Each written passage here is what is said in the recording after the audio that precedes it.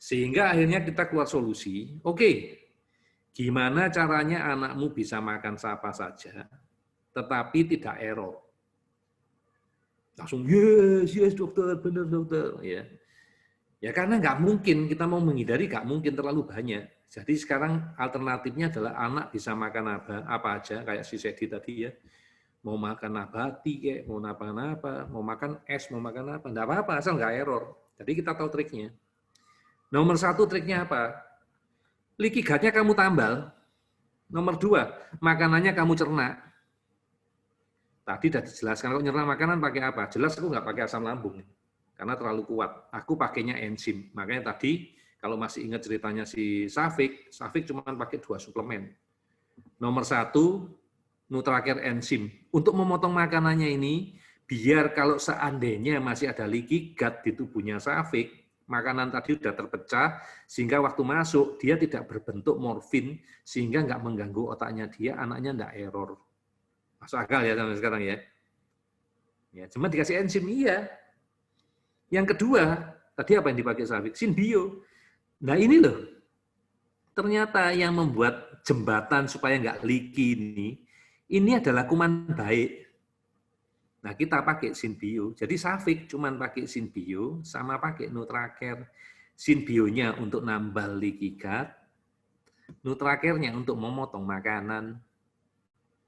3,5 bulan, anaknya sudah progres dari 87 jadi 18. Too good to be true ya. Prosesnya cuma ini tak loh. Dan itu 5 tahun lebih orang Lampung nggak bisa ngatasi. Menyedihkan enggak? Ya kan, kalau ngomong kasusnya Safik. Jadi prosesnya cuma kayak gitu doang. Nanti tak tunjukin ya. Lalu peran kerjanya yang lain gimana? Nomor satu, nggak ada yang instan. Ya, prosesnya panjang. Kenapa tadi di protokol Dr. Ali dikatakan suplemen itu lebih utama dibandingkan terapi BICOM? Kerjanya terapi BICOM-nya di mana dok untuk mengatasi masalah ini?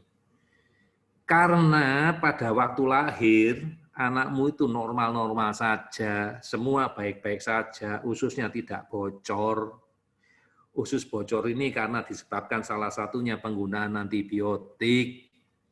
Pada suatu saat, waktu kecil anakmu pernah sakit, sakitnya cukup parah.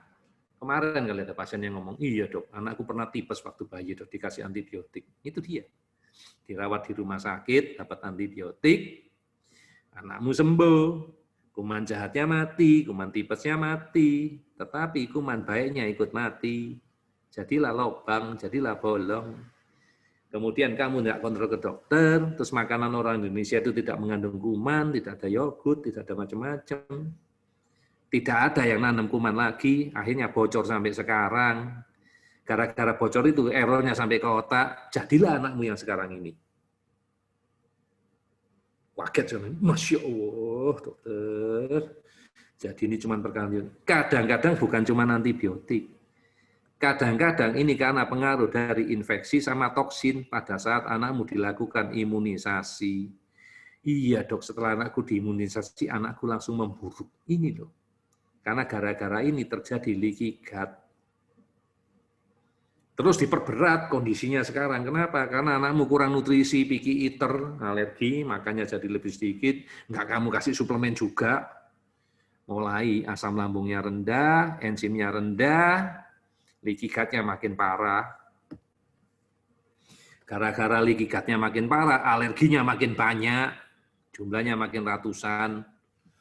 Yang lainnya nggak tak jelasin ya, terlalu banyak ya. Jadi baru tak jawab yang penting-penting aja. Nah, penyebabnya tadi kita atasi.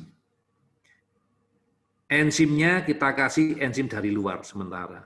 Antibiotik enggak kita kasih, kita terapinya nanti pakai BICOM. Vaksinasi tetap vaksinasi, tapi yang enggak kita butuhkan seminggu setelah vaksinasi kita terapi pakai BICOM.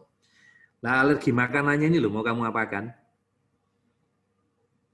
Supaya dia bisa nempel ini mau kamu apakan?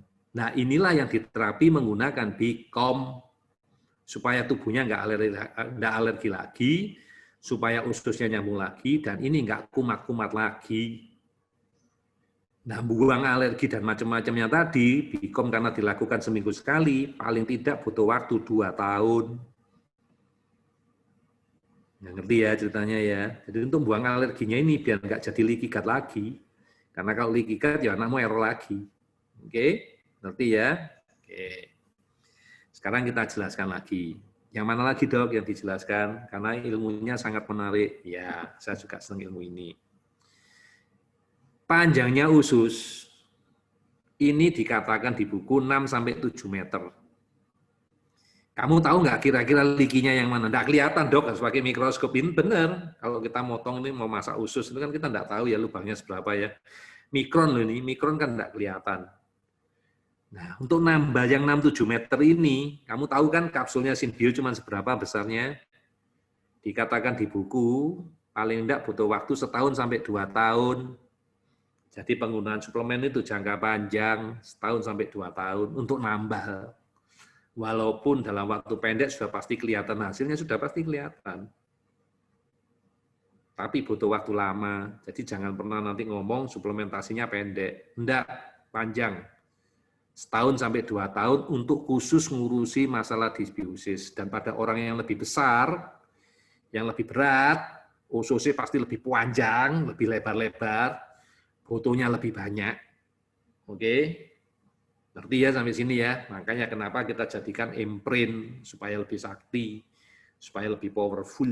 Ya, itu gunanya imprint, Synbio yang imprint. Ya. Sampai sini ngerti. Oke dok, kemudian saya mau nanya masalah enzim. Nah penggunaannya apakah seumur hidup dok? Ya selama produksi di tubuhnya nggak bagus, nggak ada produksi lagi, nggak bisa membuat enzim, yuk kamu minumnya seumur hidup, dan lebih masalah lagi apa? Begitu anakmu tambah besar, tambah gede, makannya tambah banyak, enzimnya butuhnya lebih banyak. Nah, kenapa lebih banyak? Ya karena untuk mutung makanan. Jadi dosis enzim itu sesuai dengan porsi makannya. Makin banyak makannya ya porsi makannya makin banyak ya dosisnya makin gede. Nah, kamu bisa seumur hidup kalau nggak kamu beresin, kalau tubuhnya tetap nggak mampu memproduksi enzim. Dok, caranya membantu memproduksi enzim gimana? Bahan bakunya kamu beresi. Nah, bahan bakunya dari apa? Dari asam amino. Berarti dok, anaknya dikasih suplemen asam amino. Iya, makanya untuk diproses yang ini, kita butuh 3 macam suplemen. Jadi kalau duitnya pas-pasan, yang tidak bisa ditawar-tawar, pakailah Synbio dan Nutracare Enzim. Ini nggak ditawar-tawar, tapi bisa seumur hidup.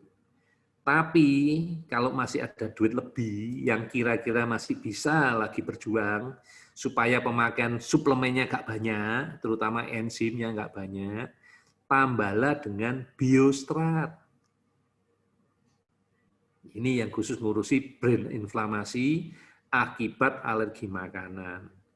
Kalau ngomong inflamasi, mestinya kan kita ngomong juga apa? Berarti butuh antiinflamasi, dok. Iya. Antiinflamasi paling kuat itu apa? Antioksidan. Adanya di mana? Di aksa. Makanya anakmu dikai aksa.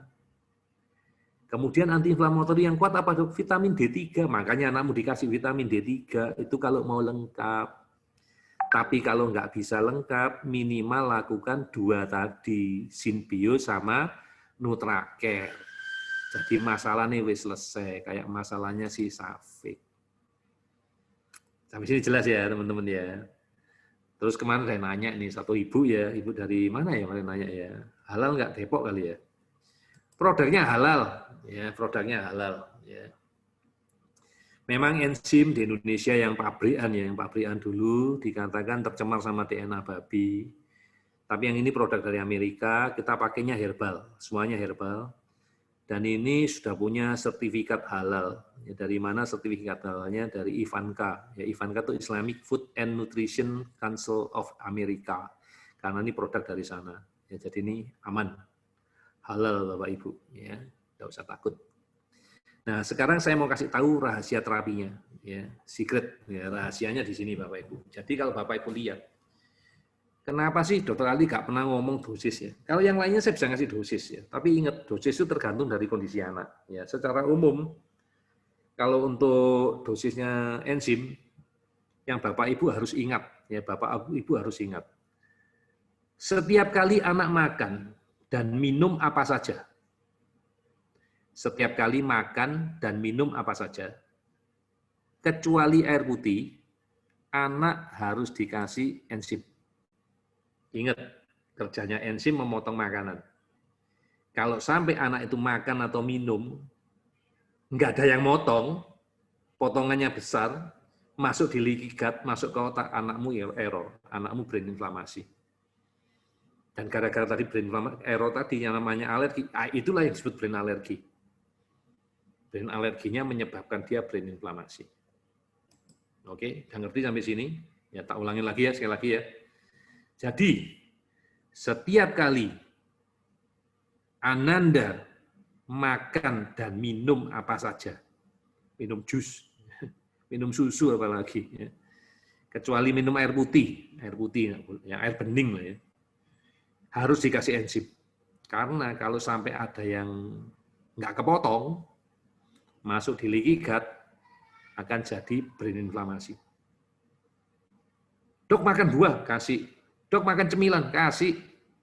Karena kalau nggak kamu kasih, anakmu error.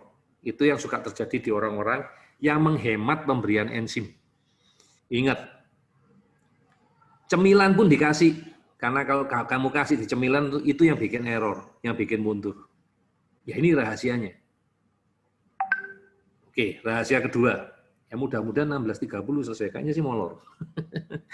Oke, tak usahakan selesai. Ya. Oke, yang kedua. Jadi rahasia pertama sudah ya. Rahasia kedua, dosis enzim itu sesuai dengan porsi makannya. Semakin banyak makannya anak, berarti enzimnya harus semakin banyak. Ini aman Bapak Ibu, nggak usah takut. Ya, karena ini produk herbal, ya, bukan bahan kimiawi. Yang pernah mencoba adalah dimakan, sekali makan tuh 12 kapsul. Jadi sehari 36 kapsul. Dan nggak apa-apa, ya nggak ada masalah. Baik-baik aja.